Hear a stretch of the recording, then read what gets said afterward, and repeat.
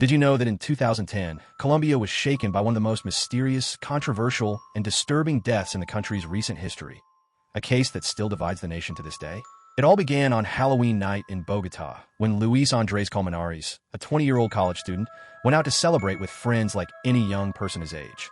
It was a night of costumes, music, laughter, and partying, a night that seemed completely normal. But no one could have imagined that just a few hours later, his name would become the center of one of the darkest and most talked about cases in modern Colombian history.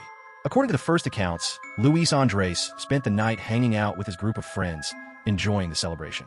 But somewhere in the middle of it all, something changed. Suddenly, confusion set in. The statements from the people who were with him began raising doubts, contradictions, and questions that would only become more disturbing over time. Just hours later, the young man was found dead inside a water canal in northern Bogotá. At first, authorities treated the case as a simple accident. The official version claimed that Luis Andrés had fallen into the canal and that the fall had caused his death. For many people, the case seemed closed almost immediately. But his family never accepted that explanation. From the very beginning, his parents insisted that something didn't add up. They said there were too many inconsistencies, too many unanswered questions, and too many signs suggesting that this was not just a simple fall. As the days went by, the story began drawing attention across the entire country. The media wouldn't stop covering it. Every new detail seemed to raise more questions instead of answering them. How did he really end up in that canal? Why didn't some of the witness accounts match? Why were there so many gaps in the reconstruction of that night? What initially looked like an accident slowly began turning into a national mystery. Very quickly, the case took an even darker turn. Theories emerged about a possible assault before the fall. There were discussions about injuries, possible blows, poorly reconstructed events, and an investigation that many believed may have made serious mistakes from the very beginning. For years, the Colmenares family insisted that their son did not simply die from falling into the water, but may have been the victim of something far more serious. The media pressure exploded. TV shows, news reports, interviews, debates, and endless headlines turned the case into a national obsession. The death of Luis Andrés Colmenares was no longer just a family tragedy. It became one of the most debated and emotionally charged stories in Colombia.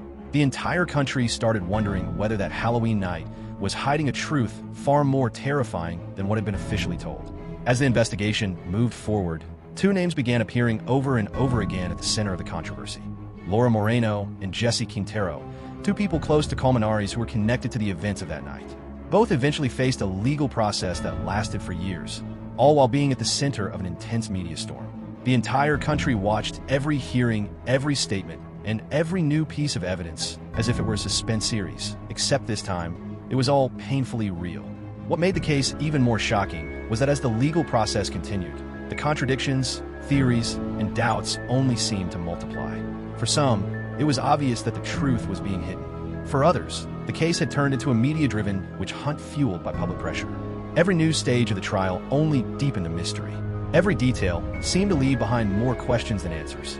Years passed, and the case never left the headlines. Rarely had a death in Colombia generated so much controversy, so much public debate, and such deep division between those who firmly believed it was homicide and those who argued it was simply a tragic accident. What should have been a clear investigation eventually became one of the most controversial and debated cases in the country. Finally, after an extremely long legal battle, Moreno and Jessy Quintero were acquitted.